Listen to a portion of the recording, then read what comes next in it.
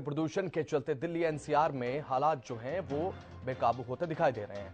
आनंद विहार की अगर बात कर ले तो एयर क्वालिटी इंडेक्स वायु गुणवत्ता सूचकांक 865 तक जा पहुंचा है। चिंताजनक श्रेणी से माना जाता है। कई इलाकों में एयर क्वालिटी इंडेक्स 400 के पार है। आधे हरियाणा पर पोल्यूशन की एक सफेद चादर बिछ चुकी है। अब ऐसे में सांस लेना दूभर हो रहा है लोगों का। बढ़ते प्रदूषण के चलते लोग परेशान हैं, हताश हैं लोग, क्योंकि विजिबिलिटी बिल्कुल नाम मात्र रह गई है। सुबह सुबह के समय की अगर मैं बात करूं, एयर क्वालिटी इंडेक्स 400 के पार और 865 एयर क्वालिटी इंडेक्स दर्ज किया गया दिल्ली के आनंद विहार में। अंदाजा लगा सकते हैं आप, 3 तस्वीरें आपकी टीवी स्क्रीन पर। दिल्ली के इंडिया गेट, आनंद विहार, जहां पर वायु में जहर दिखाई दे रहा है। 865 एयर क्वालिटी इंडेक्स दिल्ली के आनंद विहार का। बीच में तस्वीर देख पा रहे हैं, कुछ दिखाई नहीं दे रहा। और ये कोहरा जो दिखाई दे रहा है, ये कोहरा बिल्कुल प्रदूषण है। ये कोई कोहरा नहीं। नोएडा उत्तर प्रदेश की तस्वीर आपकी टीवी स्क्रीन पर। वायु गुणवत्ता सूचकांक 400 के पार। अक्षय यादव हमारे साथ संवाददाता जुड़ चुके हैं हमारे साथ। अक्षय, प्रदूषण लगातार बढ़ता जा रहा है, हवा में जो जहर है वो लोगों की सेहत के साथ खिलवाड़ कर रहा है। अक्षय, क्या कुछ ताजा जानकारी?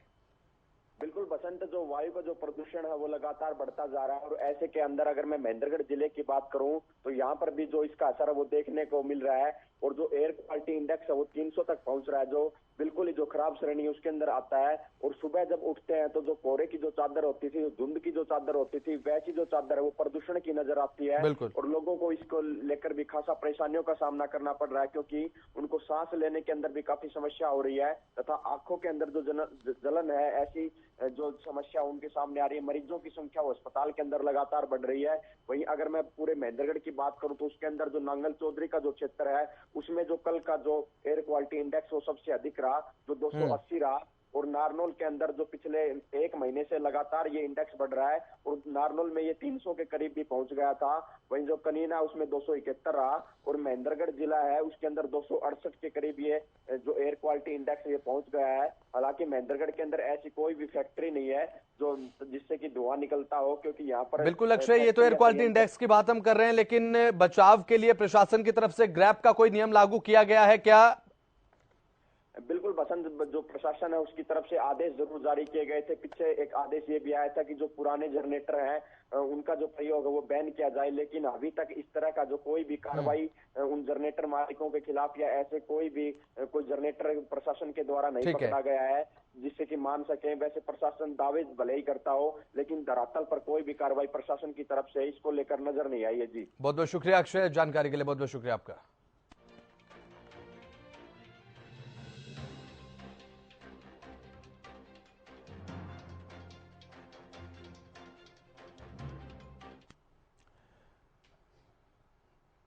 तो बात हम कर रहे हैं प्रदूषण के बढ़ते स्तर को लेकर, दिल्ली एनसीआर को लेकर बात की। हरियाणा की अगर बात हम करें तो फतेहाबाद में 473 एयर क्वालिटी इंडेक्स जो है वो रिकॉर्ड किया गया। बहादुरगढ़ में 392 पर जा पहुंचा एयर क्वालिटी इंडेक्स। वायु गुणवत्ता सूचकांक बेहद खराब श्रेणी में।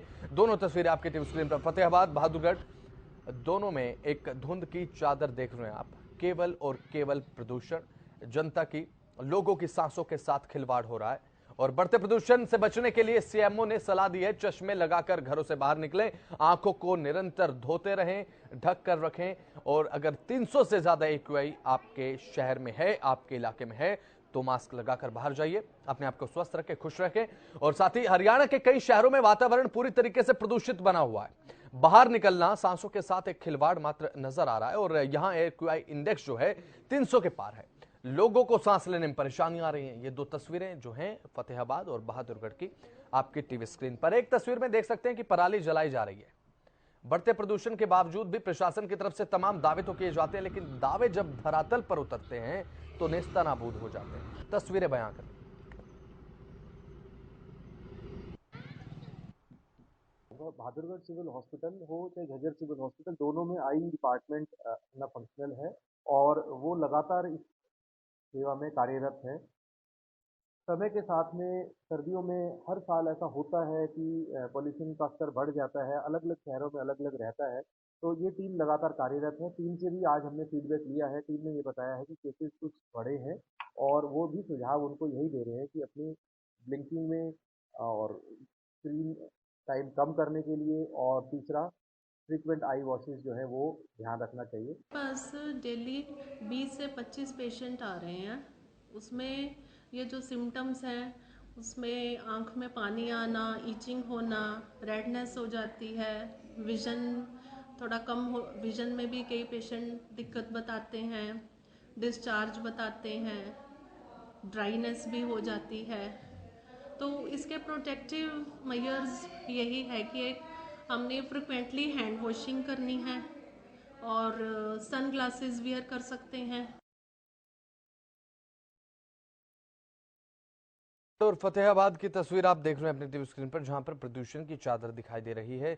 बहादुरगढ़ में एयर क्वालिटी इंडेक्स 350 के पार, फतेहाबाद में 400 से ज्यादा दर्ज किया गया, 473 पर अच्छा जो है माना जाता है। 0 से 50 पर औसतन 101 से 200 औसतन माना जाता है। 300 से 400 की अगर बात करें तो बहुत खराब खतरनाक श्रेणी में 400 के बाद माना जाता है।